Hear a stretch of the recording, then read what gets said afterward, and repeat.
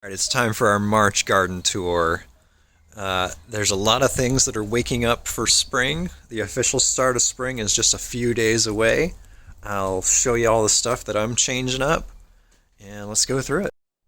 So I'll start right down here. I'll show you the fairy chrysula that are all in bloom now. So this one might not get bees all over it because this side of the house is more in shade, but the patch of these on the other side of the house is going to have bees consuming these. It's going to be something of a sight. And then down here, these flowers, which I have forgotten their name, are opening up and are quite beautiful.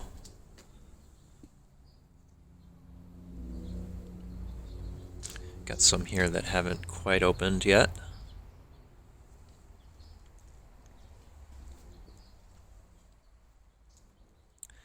And then got our blueberries that I put in. They're waking up and acclimating to this spot and putting down their roots. The goji berries have progressed a bit. They're sprouting from the bottom. They're going to turn into a little bit of a bush, I think.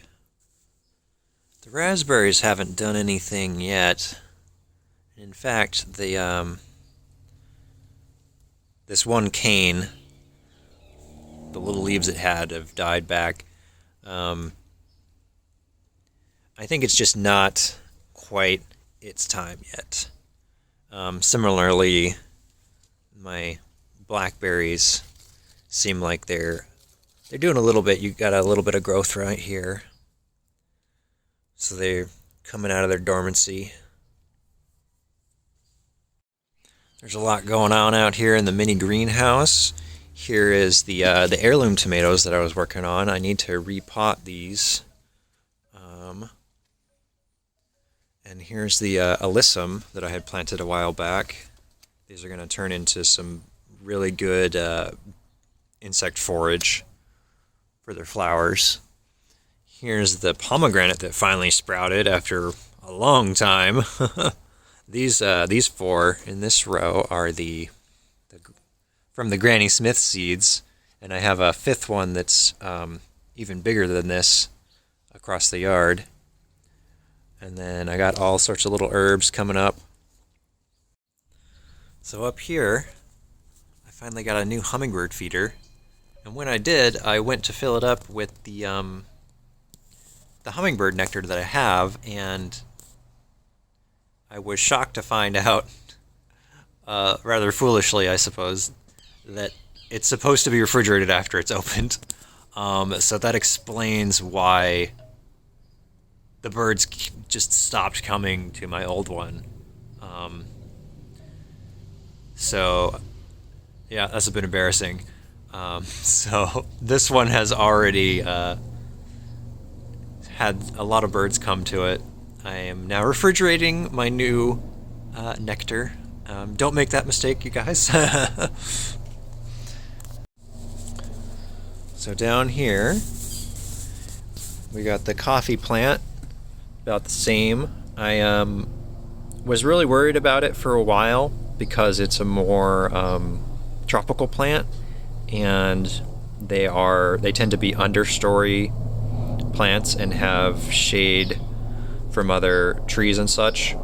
But I learned that you can acclimate them to more sun, and as long as they're acclimated to it, they can do well with more sun. So I'm moving towards not babying this plant as much as I have been, and I am actually doing that with some other plants that I have learned more about and now understand that they can handle more sun. In particular, my tea plants that I repotted. So there's different varieties of tea, and when I was researching them, I had very conflicting messaging on this. different sources said that, oh, they can't handle sun, they can't handle heat. And what I finally found is that there are different varieties that these people are talking about.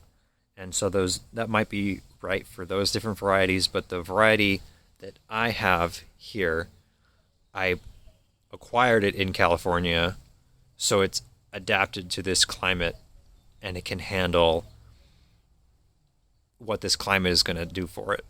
So I'm babying these plants less, and they have already started to put on very healthy growth. So I am hoping that maybe even later this year I'll be able to pot them up again, and they'll just continue their growth, and I'll have my own tea bushes. And then right here I have a big line of strawberries that I moved, and I've got them coming in. These will be ready maybe this week. This is the Albion Strawberry. I'm expecting to have tons of strawberries. And then my banana has survived the winter and is putting on some new leaf. And then right here, this little row are my potatoes. They're coming in force, looking very healthy. There's a couple different varieties here. Some of them have gotten huge. These ones have not sprouted yet. It's because this was more of a much more experimental planting with these ones than the other ones were. I replanted the small potatoes that I grew to see if they'll grow larger potatoes. But I didn't chit them beforehand. I just kind of threw them in the soil, so I think they're just mostly dormant. So nothing may happen with these.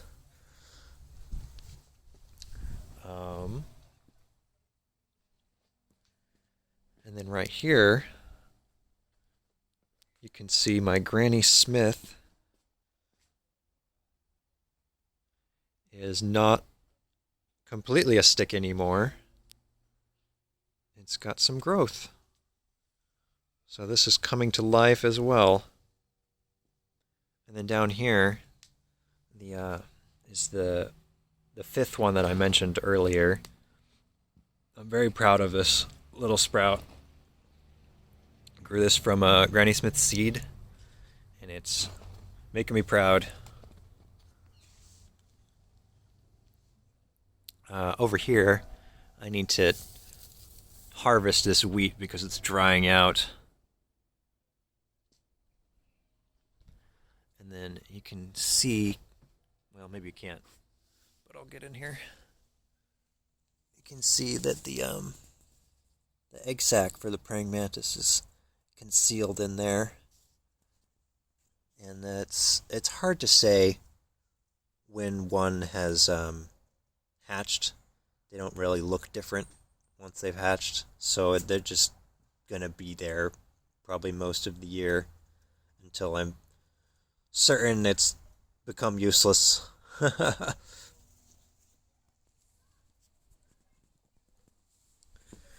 then over here, I've kind of revitalized the herb bed a bit and have some stuff that I'm going to be putting in. I really cut back the parsley because it was turning into a massive bush. Parsley will do that. Same with the lemongrass. I cut it back significantly, but it's going to come back in force and turn into a big bush again. So we'll have to do some stuff with lemongrass. Right here I have kind of some experiments. I am trying to sprout these sweet potatoes. Once you get sprouts from them, you can plant them. And then here was my Christmas tree experiment. I think it's mostly run its course. You can see that some of them are clearly dried out, but some of them still have some greenage. So we'll see. I'm going to give it a little bit more time. And maybe if they've sprouted roots, I'll pot them up and kind of ditch the ones that have dried out. But it was a fun experiment. I kind of glossed over the peach tree. It's got all sorts of little buds that are going to be opening soon. They're going to be very pretty flowers. This is the donut peach. And then skipping around some more, you can see my beets and radishes here sticking out of the ground.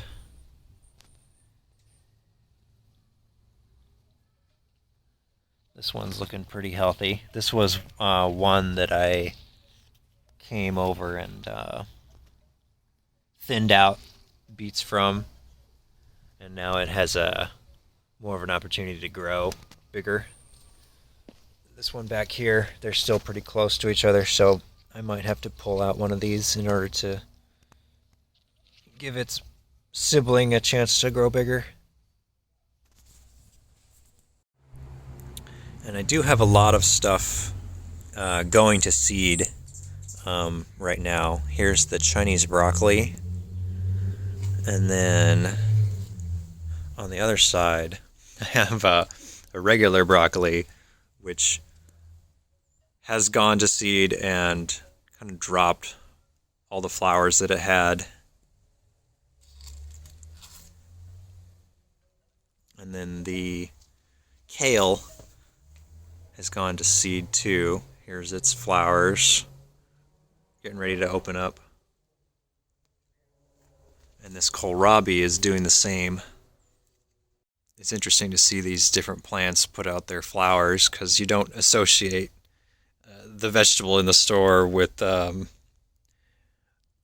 something that does this. Just as another example, here is the green onions that I've allowed to go to seed, and they look kind of alien-like. Like here's this pod, and here's one that's opening up. It looks like it's actually a little bit more open than it was this morning. Isn't that weird? There's a kind of a midway open.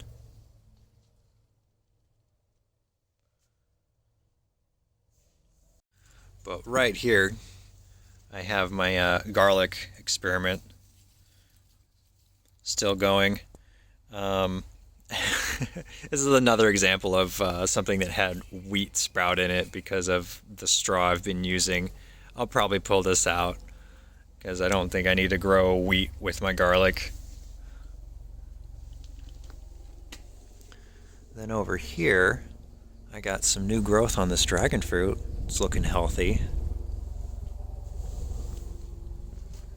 These other three in here are just cuttings. I don't think they've even sprouted yet or taken root. Yeah.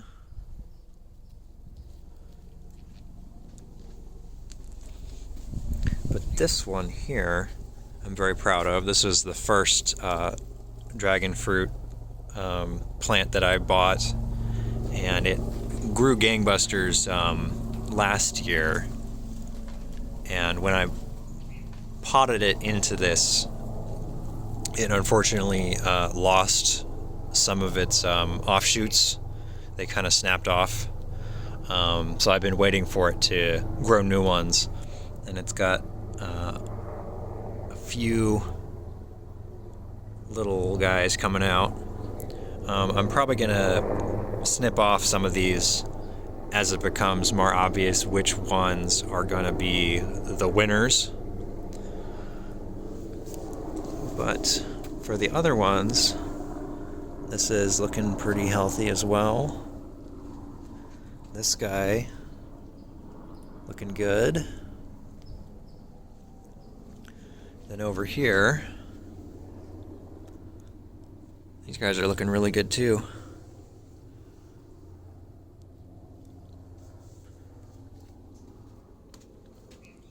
This whole segment is new. I'm going to have to tie this back onto the post.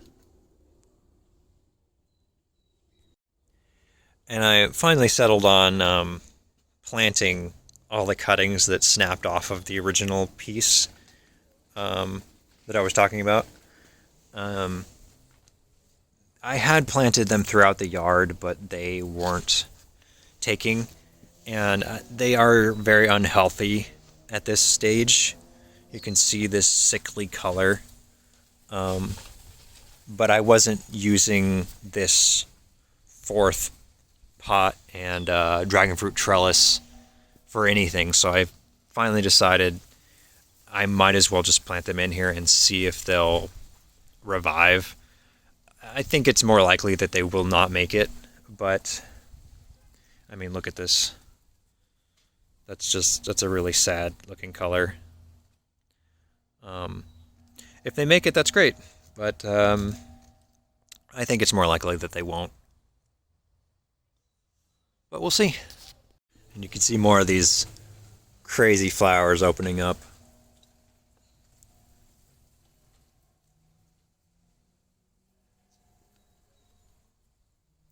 Over here, I'll go through the trees and how they're doing.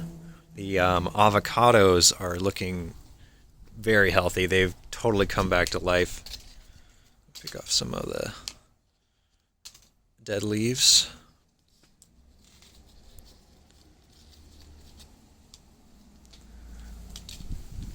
Look at that.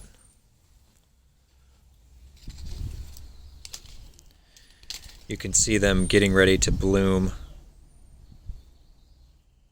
Avocados have beautiful flowers. I think we might actually get some fruit this year. They're about that size. And this is the Zutano Avocado. And right next to it we have the Haas Avocado. You can kind of see the difference in the leaf type. The Haas has more of a shine to it. That's interesting. And then down here I got the little avocado sprout struggling along. It's doing great. Then down over here with the other small trees, at some point I realized that I had multiple sprouts of the ice cream bean, and so I separated them out into different pots. And right behind them are all the fig cuttings, and you can see there is some activity here. These will probably start opening up soon. And I repotted some of these trees because their pots were not so great, let's put it that way. I just did this one today. This is the one that's a blood orange, and after repotting it, I hope it's a blood orange, honestly. So I got this one from Home Depot, and guys, be careful about getting trees from big box stores like Home Depot and Lowe's. I was just talking to my roommate. I've been flying kind of close to the sun because I've been getting lucky with the few that I've bought from the big box stores. So what happened was I repotted this today, and the soil was garbage, and there were rocks in the pot, like huge rocks the size of your hand. I'm like, this is insane. So I would not be surprised if this tag is wrong, if this is not in fact a blood orange. Like, it's very obviously a citrus, but I do hope that is really a blood orange now after looking at the state of how this was prepared. Absolutely crazy. This this macadamia, which I was excited about getting, was so top heavy when I got to repotting it. So it can now stand on its own and won't be blown over in the wind. And then this one I repotted today as well. This is a new addition to my citrus collection. This is the and I'm doing a video about this as well. This is the Buddha's Hand Citron. It's a distant relative of citrus, and it actually looks like a hand or like a little octopus. So it's a crazy looking citrus. And then over here, the cherry is looking a little bit greener. It's going to probably shoot up this spring as well. The loquat, still a little sprout, but it's going to wake up soon, I'm sure. The carob, you can see, is got some new leaves coming in. The lemon seems like it's a little bit dormant. I should probably pick this fruit. But the lime has woken up. You can see all these flowers. I saw it covered in bees the other day. This one right here is an example of something that hasn't woken up yet. This is, I think this is the Pakistan mulberry. But over here, the almond, look at how much this has grown. I'm very impressed. This is all new. This was a stick just a month ago. So over here, I have all sorts of new additions to my cactus and succulent collection. I couldn't really help myself, and so I bought a bunch more. I also moved them from their old home because it was getting too much sun and getting hit by the sprinklers too much. You can see right here, these segments of this cactus are rotting away, unfortunately. But the rest seem to be doing all right. And I've repotted some of these guys as well. You can see this little leather plant calanchos are doing just fine. This one actually looks like it's greener and gotten bigger. And over here, our lavender is in bloom. I just repotted this finally. The bees really love this. I am putting out a video of a lavender patch near work that gets covered in bees as well. It's really interesting to watch. Over here, all of our mints are waking up and not looking quite so dead. There's one that's a little bit dead over there, but it's going to come back.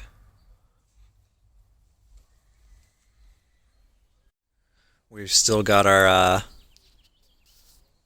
snap peas taking over this arch.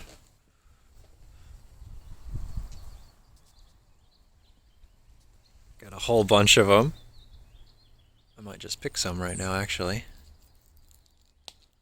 Oops. I want the whole thing. Yeah.